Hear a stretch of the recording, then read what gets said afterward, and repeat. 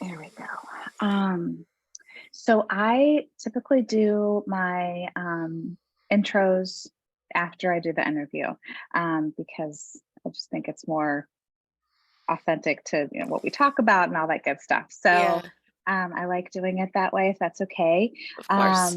So I kind of what I'll do is once we kind of decide we want to start, we'll just like break in our talking, and then we'll start up and go. Um, and anything can be edited out. Anything, if you're like, ooh, I really don't like that. Like I had the last person I interviewed, he emailed me like 2 days later. He was like, that one part where we talked about this, can you just take that all out? Like, well, I've never had that request before, but yes, we can do that. So just so you know, anything we can edit, change, take out. If you want to restart an answer, just be like, let's do that over again. Okay. So no pressure at all. And I really just like to have a conversation. So it's not going to be me grilling you or asking, a million, like, quick fire questions. So, I want to give you the opportunity to talk about, I love just everything. When I was writing notes, I was like, oh, there's so many good things here. Oh, thanks. So I really just want you to have the opportunity. Like, there's a lot that I want you to be able to share, and I think there's so many different kind of nuances of your experience that people will be like, oh, I think it's going to be a very like, just so many different people are going to be able to identify with you, is what I'm Yeah. trying to say and what I'm thinking. Yeah. So I want you to be able to have the opportunity to really share all of that. Yeah, and if there's anything that we don't cover, just be like, hey, I wanted to mention this, or let me know, and we'll just make it work right in there. So that's totally fine. And then I try to I've been trying to keep myself a little bit shorter. So like right around 30 minutes, if that's okay with you as well. Sure. So, okay. I'm sure, especially since you're not feeling great. Like, We could always schedule a second interview we and finish totally up conversations. Well, and you know what? I've done that before too, where there's just been so much to talk about that it's really nice to be able to have like the first conversation, and then like 6 months later, like, oh, let's do a follow-up. So I'm not at all opposed to that. And I think too, when people start asking questions, like when they hear the first episode and they're like, wait, I need to know, this, and this. Yeah. So yeah. How long until your episode comes out, usually? So right now I've been dropping them in between. I'm doing a solo series. So I've been dropping them in between. So this will probably come out in 4 weeks. Okay. Yeah. Is that okay? Do you Yes, that have that just gives me an idea on what things I have happening if I happen to drop some of that information in and what's going on around that time that it would be coming out. awesome? Yes. Oh, and that reminds me too. I don't, maybe I did, and it was just a while ago. Headshot, bio, anything that you want me to promote in my show notes and social media, all that good stuff. Okay. I don't remember if I have your email. Um, Can you put it Here, in the I'll put it in the chat? chat. Yep. Okay. I have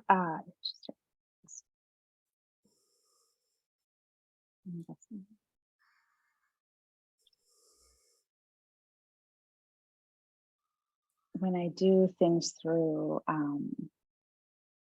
Podmatch, I often forget to like, it doesn't necessarily go the same way the rest of mine do. So I forget to like sort of send out like, here's all the Yeah. stuff that I need. um, so There we go. awesome. Okay.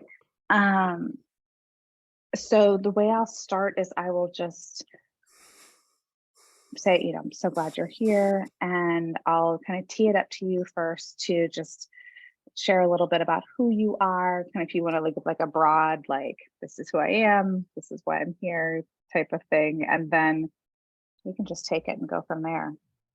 Okay. Okay.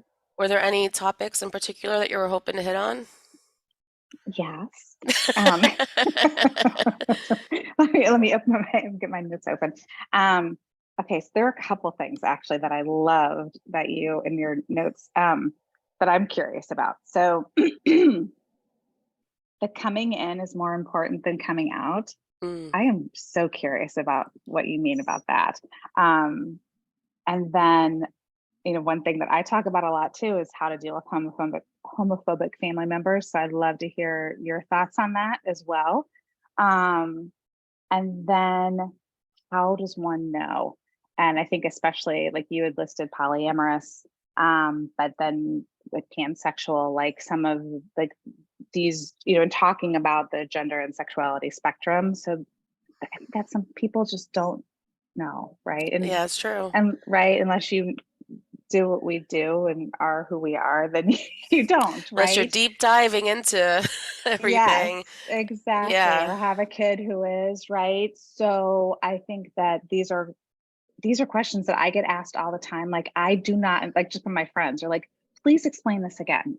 Like I get it, right? So I would love to have you kind of give your like, you know, talk about that. Sure. So those are my three big ones that I was like, ooh, I like that. All right. Sounds good. Yeah. And is there anything else that you would like to add to that? I'm really open to things flowing. I just was curious where we were going. Yeah, I understand. It's good to kind of have a general idea of the direction. Yeah. So okay, no problem. I will keep an eye on our clock and then we will go ahead and get started. So Lori, thank you so much for being here today. I am so glad that we're finally getting to have this conversation and just really excited to pick your brain and to learn more about what you do and your journey and to how you started doing what you're doing. So thank you so much for being here today. Oh, thank you for having me. Truly, when I saw your podcast pop up as something that could be interesting for me to listen to, I was like, wow, we have so much that we could discuss together.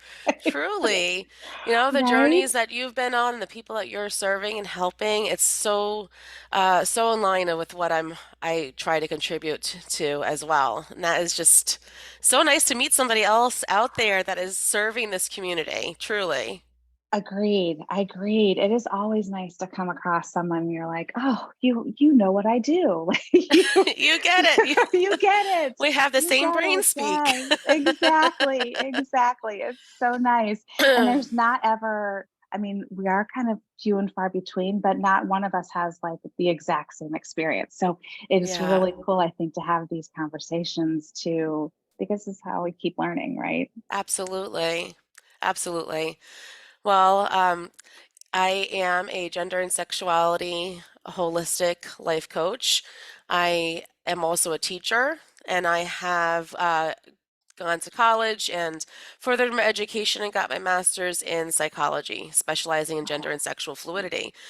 And what I had originally intended was to serve my school system in a way that hasn't been met and sort of helping contribute to the SEL, social emotional learning programs, and hmm. create GSAs or create trainings for the staff.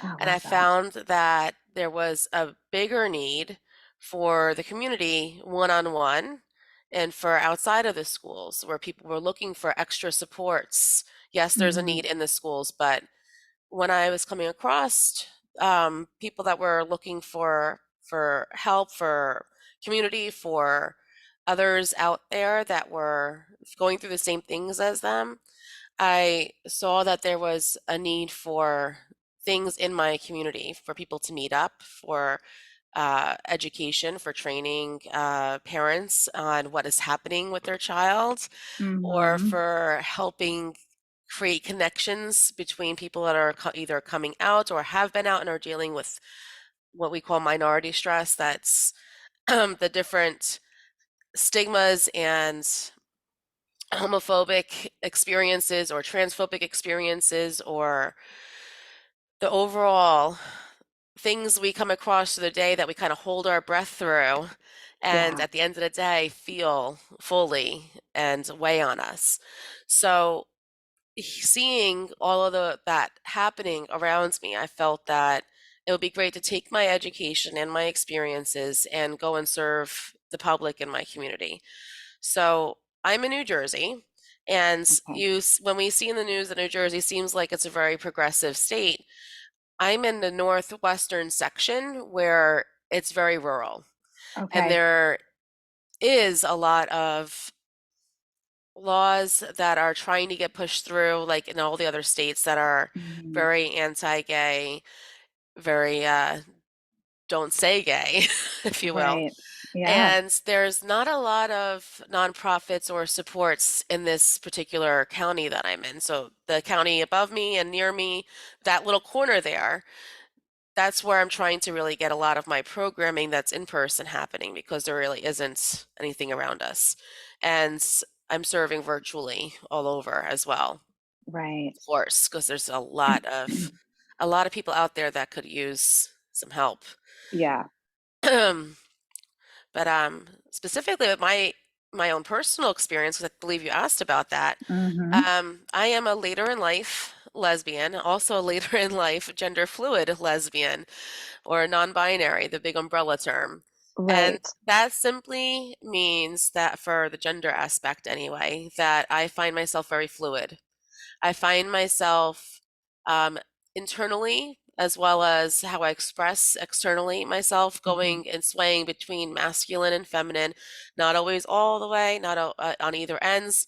It's usually close to either ends and going back and forth between. So some days I'll wake up and I'll just be feeling very much like a masculine energy running through me, that I want the world to see me as that and refer to me as that. And then there are times when I wake up and I'm just like really embracing my more feminine side, and I will want the world to talk to me and express and be with me as though I am on that feminine side of the spectrum. And then there are times when I just want to be both, and I don't want anyone to recognize me as either one. It's a very roller coaster ride, if you will. And Yes. it can go for a month or two like that, or a day or two like that. And it really Right. is very, very fluid.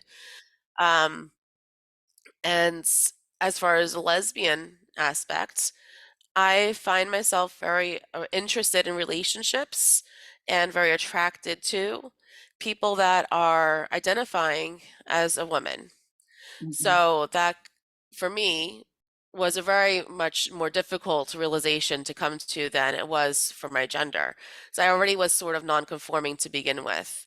I didn't Mm-hmm. realize that some of the ways that I was interacting with people would have felt more comfortable if I was discussed and I don't want to say interpreted, but experienced the way I was feeling internally, that it would have been more comfortable and make me feel happier. But the harder thing for me to realize was that I can be in a relationship with a woman, and that it's okay to be in a relationship with a woman, and that I even was attracted to women in general. Like, that whole aspect of me just was ignored for the longest time and just pushed aside as a fad, or how do I put this? My family would um would refer to it as like a passing phase, Like a phase. Yeah. right? And Mm-hmm. people around me would call it girl crushes. So it's kind of belittled or Interesting. gaslit in a way, because Mm-hmm. you're starting to discuss with people that you feel comfortable with, like, oh, isn't that an interesting person? I wonder what that person would be like if they asked me out. And then you'd be told, what are you talking about? Don't be silly. You're interested in guys. You've been dating guys. And so I'm like, oh yeah, that's right, don't worry about it. Like I don't know what I was talking about. It's just a girl crush, it'll Right. go away. And Right. Instead of holding that space for that possibility, right? yes, that Yeah. wasn't even considered a possibility. It was my own intuition about what I was feeling wasn't allowed to be explored, expressed, Hmm. played around with, fantasized about, in any way, shape, or form explored as an identity. So that identity phase, that formation of who we are, truly happens when we're kids Hmm. and is explored all the way through our 20s. So we've got this huge section of our life that is our identity formation. And during that whole section of our life where we're like, am I interested in soccer? What religion do I like? What kind of personality do I feel most comfortable expressing? Who are my friends and what is the career that I'm interested in? All Hmm. those things that we see as what makes us up who we are includes how we express our gender, how we feel about our gender, how we feel about our relationships, both friendships, people that we align with coworker wise, people that we align with in our family, people that we align with as mentors, people that we align with in hand holding and kissing, you know, Right. that we want to feel love with and loved instead of a friendship love and actual romantic love. So that whole section of our life, if we are being looking for role models or being able to express with our family and validated, then we can really Hmm. truly form that. But if Right. we're not being validated in that, then we're kind of getting that feeling like, well, then maybe this isn't something that I should be doing. It's not safe. It's going to get me pushed out Right. of my family groups and my friend groups. I'm not going to explore that now. Hmm. And then it comes out later on. That's what happened to me. It came out later on when I finally was able to safely explore that in some way, shape, or form and have the confidence to be like, this is actually something I am interested in. I don't know what you're talking about. Like, I really am interested in this. Right. Yeah. So then I came out later in life and shocked everybody, Except for yourself, except for right? myself. Yes, exactly. Exactly. I am curious because I love the way that you said all of that and expressed all of that because it makes it so very clear that there are all these different pieces, right? And a Yeah. lot of times, and I'm sure you found this too with people that you talk to, like there's kind of this panic, like with kind of talking about when people's children come out in whatever capacity it is. And parents tend to panic if their child's, first comes out, let's say, as gay, but then they're like, well, maybe, maybe I'm also, gender fluid. Maybe I'm also trans. Maybe I'm Yeah. also right. And they're like, well, wait, they can't change their mind. Like they already said that they're this. So it has to be this. And Yeah. there's this piece of like, this is a very fluid process. And that doesn't mean that it's a phase. That doesn't mean they don't know. What it means actually is and I'm wondering if you can give a little insight on this, but to me, my thinking is that it's like there's a space that's been given to them that's safe enough where they feel like they can Yes. take a moment to explore. But I wonder if you could expound on that a little bit. I love that you mentioned that like the family has created that safe space for them. And that's something to be celebrated. The fact that your child is coming to you, first of all, is huge. Huge in the safe space that you've created for your child. Hmm. And then on top of it, that they feel safe enough to be like, hold on a second, parental unit, guardian of the galaxy. I am so also interested in all these other things here. And the fact that your child is wanting to run this by you, get your validation, get your feedback, get your this is also safe Right. is huge growth for you and your child's connection and will go very, very far in their life. I can't even express how happy that makes me that people are saying that this is happening and that my child is also changing their minds and that I'm giving them that space, but come like help me feel good about this, please. And they're seeking support.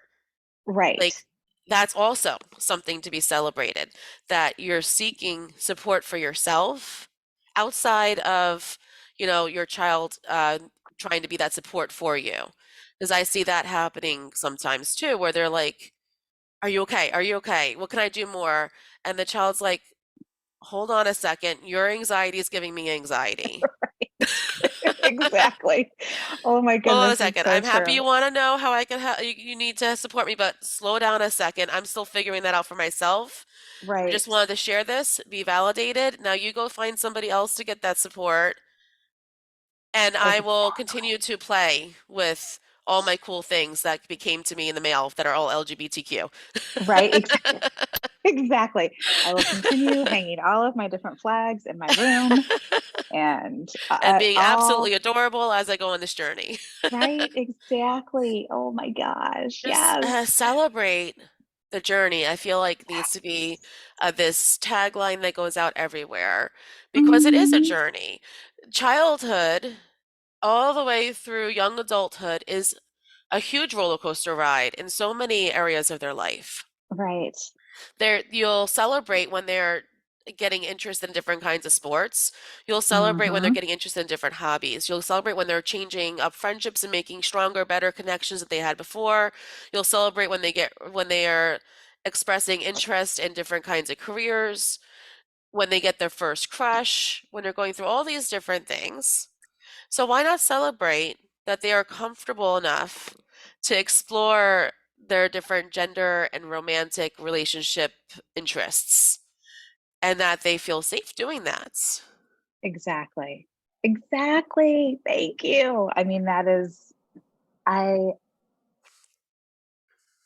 I think it, and I love, I think it's so important that we say this out loud. You said it out loud, that I say it out loud, that, we all like are saying this because the more that people, I think people are just afraid. Like there's all this so much fear, and understandably so, especially right now, right? Yeah, But just to be like, oh, this is the way it's supposed to work. Like this is no different than any other change that's going on, and growth that's going on in their lives at this point. yeah, So just to, oh, absolutely. I mean, there, it's understandable where the panic comes from. mhm, Having like the things that we see come through on our social media or the things that we hear about in our community. So I want to validate the panic that sometimes happens. sure, Um, those things can feel very scary to where you want to make sure that your child's not going to experience depression, make sure your child's not going to experience any sort of negative stigma and that they feel like they can't explore that identity. I get that. But we mhm, also have to make sure that they feel okay to explore all the identities, not just the first one that they come across, and right, then perhaps take it back, walk it back, and then go back to it again. It's kind of like when they're learning to swim. If your child has ever tried to experience that, they'll dip their toe in the water, test out the temperature, maybe they'll splash around a bit, and then all of a sudden they'll be like, "Whoa, I just sucked up some water when I went under. I'm never doing this again. Hold on." And they'll go back in again. You know? right, Like we're giving them that chance to feel the temperature, to see what it's all about, take that step back if they need to, and then they'll feel stronger when they go and embrace what they feel is the correct identity for themselves. right, right, And it is normal for it to change. Not so far from where they started, right, but it is normal for it to sway a little bit because gender and sexuality are fluid. Even for the heterosexual couple, even for the person who is feeling very cis in their gender or very, very straight, there will be things that can come up through their lifetime where they want to explore it for a bit right, or might not have aligned with the way they were when they were younger. And that is also completely normal because it is a fluid spectrum where you can be anywhere on that big wheel of gender and sexuality. right. Well, and I think kind of to your point too, like, you know, when you're young, you don't necessarily, I think for, especially so many of us who are a little bit older, who there was such a binary. And so it was very difficult to be able to if it was outside of the binary in any way, like, well, what is this feeling? Well, I'm not quite sure, I can't really like figure it out, so I'm just going to put it away, I'm going to shelve it, right? And as languaging and understanding Yeah. became more and more available, then it was like, oh, that's what that is, right? Like now I can kind of connect into that and get a better understanding of what that is. And I think it's so important, it's kind of breaking through the binary, right? And looking at it as more of a spectrum, which, is I think a much better way to look at both gender and Yeah. sexuality, because it's not on a binary. It is very much on a spectrum. And any person, and to your point, even if you are straight cisgender, it's still on a spectrum. Like that still is where you are, is different than your, whether it's spouse or friend or whatever, right? Yes. So, How you experience your straight cis feeling is different than how your neighbor experiences it, and different how your spouse, if you have one, experiences it. The fact that we have had so many more researchers in psychology and biology and sociology, all of those researchers joining together and sharing their knowledge, were able to come up with a better language, a better way to explain how we experience our sexuality, how we mhm, experience our romantic interests, how we experience our identity formation, how we experience our gender internally and externally, and how we want society to see us. Like, there's just so many more nuances. right. And the fact that they've been able to form language for that means that they're able to create better way of documenting it in their research too. Mhm, And so when we hear, well, at least when I hear families or people in general just coming up to me being like, I don't understand why this was like so different than how it was when I was younger. You know, those older generations coming up to me and being like, right. we didn't have this when we were younger. Well, we didn't experience a lot of things the same as when you were younger, because society changes, because Right, research grows, right. because we're able to change our language to match how we're feeling, because Yeah, there's more people coming out talking about it, and we're able to validate it now, right, because we didn't have characters in our books that looked like us when we were little. You know, right. all those little nuances. Yeah, it's supposed to change. We're supposed to grow as a society. Well, it's part of evolving, right? It's part of Yeah. evolving and growing, which is so vitally important for survival. So and I know this is something too that you do talk about the spectrum a lot, which I love, that you really touch on this and do have such a lovely way of explaining it. When Are there any articles or books or any kind of media that you point people to when they're really kind of wanting to understand more about this? Yeah, there is a researcher. Her first name is Sari. I have to remember my mind myself of her last name. Um, and she is the it's a theory that she has created as, I'm trying to remember the name of it right now because I'm a little sick and my brain's a little foggy. That's okay. Um, And we can come back to it too. Or if you I want, think it was SRTs, or something like that. But she describes gender and sexuality as a funnel, and she has this unique way of explaining it and showing it to people. So I tend to give her cartoon book that she has out, because she has something very free to the public, love and that. people can go through the map and see how their culture, how their kinks, how their relationship partners, how their religion, how their the interests with how somebody looks, their interest in how Hmm. someone's personality is, their lack of any of this, Right. how they feel about their gender and how they want to express their gender in in a romantic relationship versus in a sexuality Hmm. experience. And you can map yourself on Oh, this cool. funnel. It's very cool. She uses it to help herself with her research and has published it as a way for researchers to better identify the participant from their perspective in the research, so that you're able to better classify how people are feeling and expressing various things. Right. And I have it saved on my computer. It's okay. You can share it with me and I'll put it in the Throw show it in the notes. So you can notes. just, yeah, it'll be in the show notes, everyone. Just hang in there. Just this will make you go to the show notes.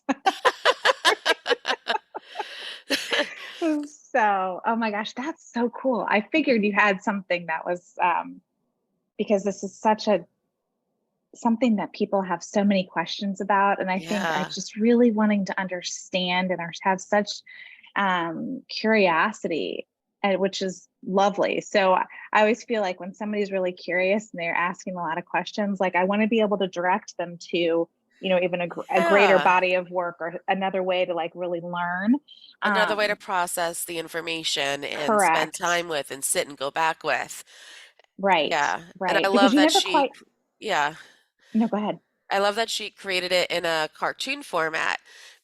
It's makes it easy for people to digest these difficult concepts. Oh my goodness. Right. I mean, Yeah.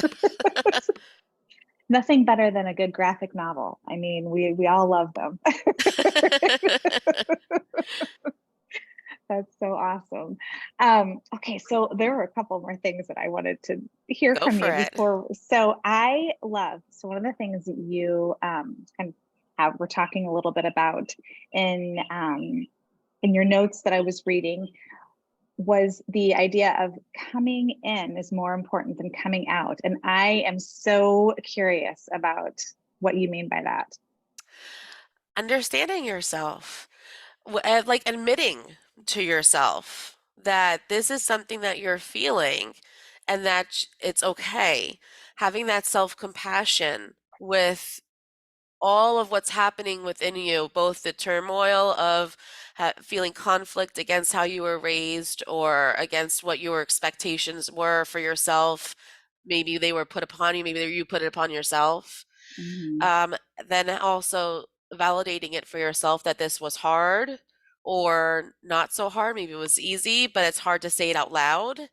Just whatever those internal processes that are happening within you as you're discovering that if it's is about you and your child, if that your expectations towards your child, maybe it's how your child is feeling, their expectations for you towards themselves. Having that compassion and admitting to yourself that that's there, and then admitting to yourself that this is happening, then being able to express it. It's really important that you're feeling it within and that you're loving yourself and that you're accepting yourself and that you're accepting that life is going to be a roller coaster ride. It's going to have its ups and downs, and whatever stage of that ride you're in right now, eventually it'll come to a smooth ending and it'll work out.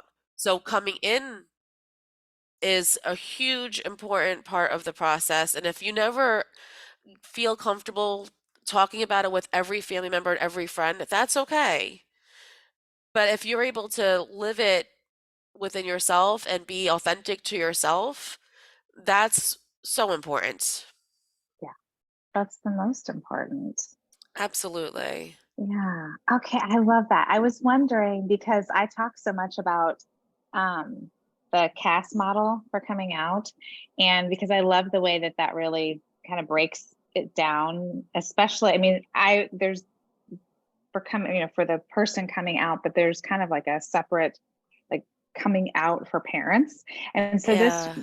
works really well into that of like kind of that whole idea of like pausing the self compassion of just like giving yourself that moment to like check in and be like, Yeah. oh, this is where I am. And I love that. Thank you. Absolutely. Yeah. I did a lot of research on how self-compassion builds resiliency and how self-compassion is one of the key components in not just resiliency, but being happy and authentic. And so that for me was that piece that needs to be spoken more about. People are embrace the person who's coming out because they want them not to be scared to be themselves, Right. but sometimes it really is unsafe to be Hmm. out. Not there are valid concerns with needing to be um, careful with who you're around as your authentic self when you are a underrepresented member of the community that has Hmm. laws against your who you are. And so Yeah. this concept of coming in, really embracing that and finding yourself to be okay with who you are will help you know better where you can be yourself and be good with that, but then also be good with not being out in certain areas if you can't, because you're still Right. okay with who you are, regardless of Right. whether you're able to be who you are in that space. That is so key, right? So you're able to hold that for yourself, or Yeah. hold that for your loved one, whoever it is, and know that just because you or they are not able to like say it to every person they walk by or express it even in, the way that they're dressing or the way that they're Yeah. speaking or the way that, any of these things, that doesn't mean that they're not, or you're not who you Yeah. are, right? So I love that, because I think that's something, again, right now, that's so very important, for everyone to understand and embrace, because it's not safe a lot of places. In fact, tell you the story. Yesterday I was talking to somebody, and it was right now. I think I'd mentioned this to you beforehand, but I am in Florida right now with my mother-in-law and my kids, spring break. And I was talking to a person, and she is a person of color, female, and lesbian. And we were talking about what I do, and I said, and she's just down here for a time. She's from New York City, Brooklyn. And so we were like laughing, because I'm like, oh my gosh, that's where Connor is. And, we love New York and all this. So anyway, I was like, aren't you nervous to be down here? Because frankly, I was a little apprehensive about coming down here with my Yeah. daughter, and just like on high alert, like total mama bear high alert, right? and and she said, yes, I have been very, very nervous about it. And she said, the other day I was in someplace, and somebody was hitting on her, and she said, sorry, not interested. I'm a lesbian. And he was like, oh, and like not at all put off. She's like, but he followed me outside and was like, you need to be very, very careful. He was like, and I don't mean that in like a I'm being scary kind of way. I mean like in a very protective kind of way. You have got to be very, very careful down here. And I was like, wow. Wow. And how kind, right? Yeah. Like that kind of bring me How like, kind in okay, a there little are. bit of a creepy way, but how Right. kind. Yeah, totally. I was like, that could have broken bad in like 12 different ways. I mean, I really was like, gosh, you were brave to like, there was a lot of bravery going on there, but also like, oh, as like a mom, I kind of wanted to be like, okay, can we just like regroup and, you know, um, but I was like, that is so, it's just, I think, such a statement of where we are right now. And for, for whether it's us or our loved ones who are trying to figure out how do I navigate this, especially if I go from an environment that is very safe to an environment that is not quite as safe, right? Yeah. So, I talk to Connor about this all the time. Like, you live in New York City. In New York City, nobody takes a second look at you, right? Like, you are good. You've got your people, you're good. Other places you have to be careful, even if you Yeah. are traveling with your people, because it's not safe. I mean, potentially less safe. So, I think it's important to have these very real conversations. Yes. Having And these yeah, conversations can be very empowering in general, and they feel very scary at first because you might not have had to ever have conversations like this with your children. Right. If you are of an underrepresented ethnicity group or race group, you had conversations already by this point with your children about how race and religion and ethnicity impact you with various aspects of the environment around you. And now Right. you're layering on gender or sexuality. But for those who are not of that underrepresented population, as a parent, as a guardian, you're going to be looking at your child for the first time with all this panic about society. Right. And so the conversation is new to you and it's difficult, but it becomes very powerful conversation and opens up other conversations that can be difficult as well, that no Mm, longer have to be so difficult because you started that conversation about safety and about the right. reality, and you're recognizing and validating the reality. So they're no longer, um, no, now they're not as afraid to come to somebody, but also to know how to handle themselves in these spaces. They're prepared. Right. Exactly. And I think that, I mean, that's the most important thing, right? Just kind of knowing, and that, again, to your point, like, not so that everybody walks around in fear all the time, but it's that, um just being aware, and knowing kind of who you know what to do, right? Yeah, how to be safe um in those spaces. Correct. Correct. So, okay, we have just a couple more questions and or a couple more minutes, and I have still like so many things to ask you. We might have to do a part two. Um, so I'm going to give you your choice. Ooh, It's choice time of questions because game show time. Got it. right? I know we're down to like the whatever they want to call it. Okay, Yes. so two topics that I just love, but I know that you have such awesome thoughts on. How to deal with homophobic family members Mm. or homophobic people in general, um, or how does one know if they are polyamorous or pansexual or kind of any sexuality or gender identity that's outside of LGBT? Okay, so both of those could be like hour-long conversations in and of themselves. Just so you're aware. Oh, well, yes. I mean, I figured I was going to be getting the like, here's the surface answer, and then we can dig deep. Well, this will definitely give us a reason to have part two. Um, but I'll let you, let's tee up some curiosity. How about that? Ooh, okay. Curiosity. You know what? There will be much more suspense with the polyamorous versus pansexual aspect. All right. That is a very hot topic right now of interest. And I love that every now and then you'll find somebody in a TV show that comes out as polyamorous or pansexual or some other uh, what people consider new agey, but is really just language that's finally been developed for Correct. things that have always been there. Yeah.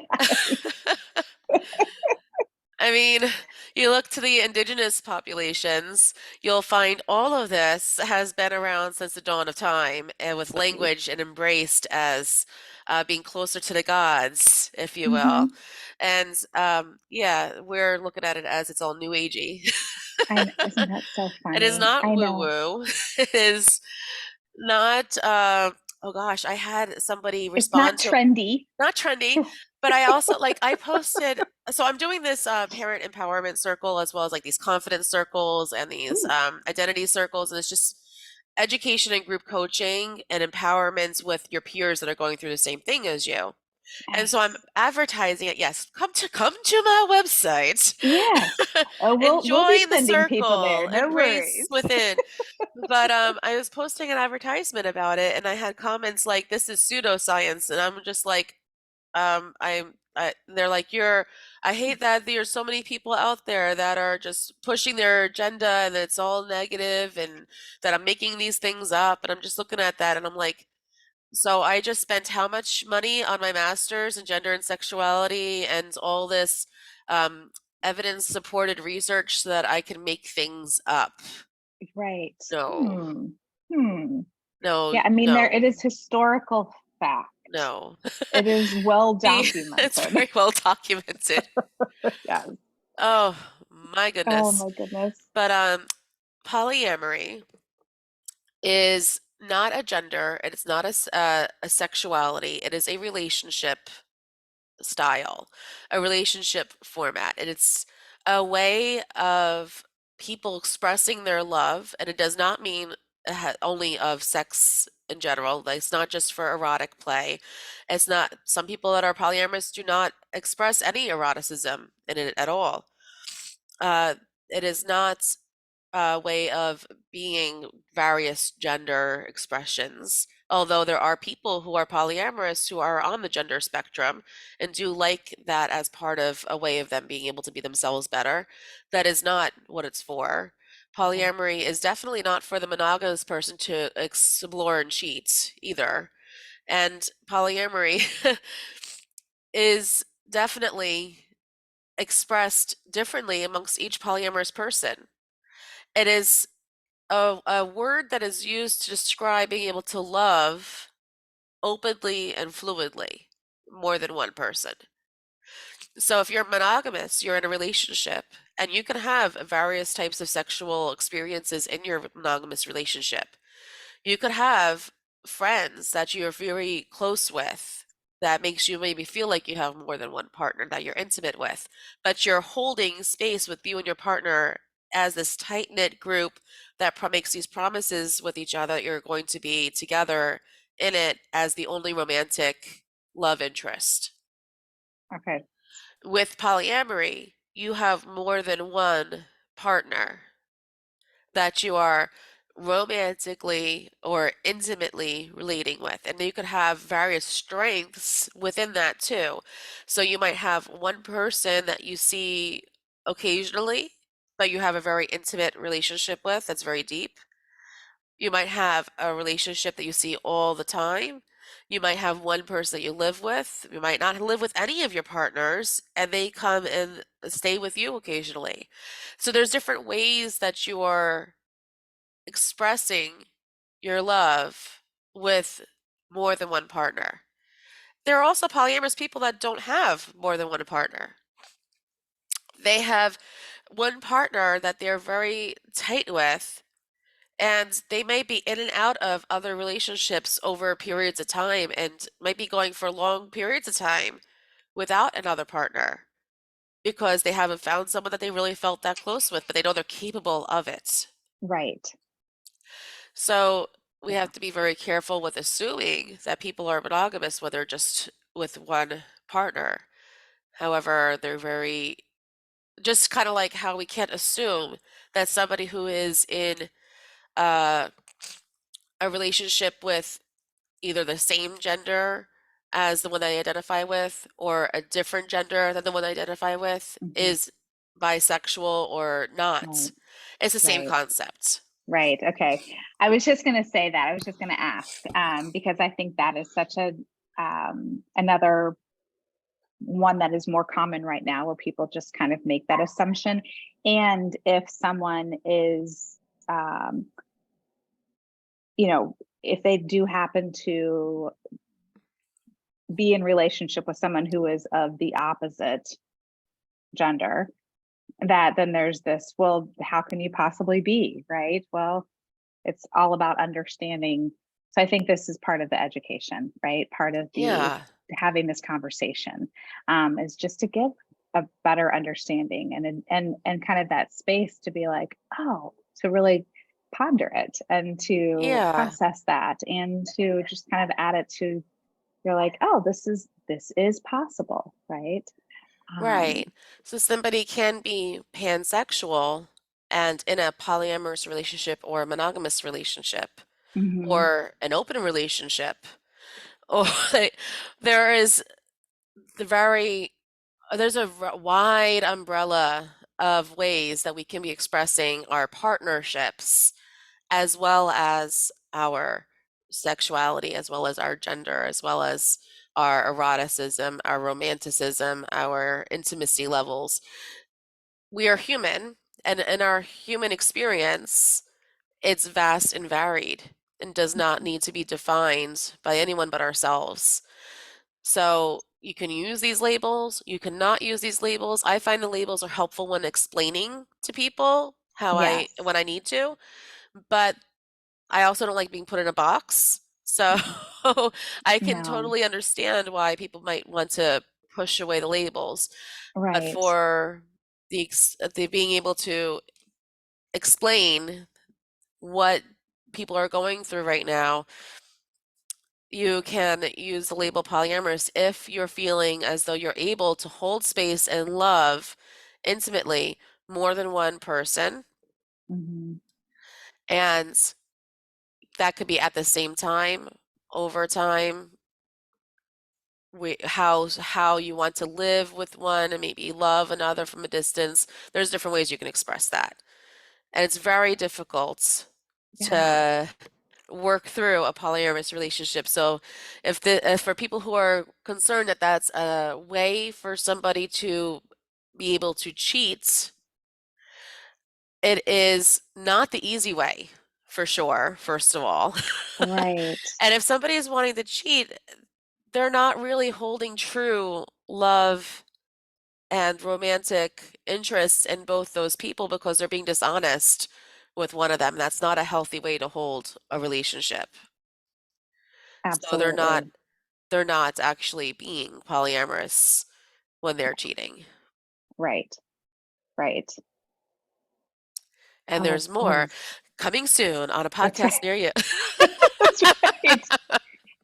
And with that, we are going to leave you all sitting on the edge of your seats, and we'll be back. We'll be back with more in a couple of months. You're going to have to wait.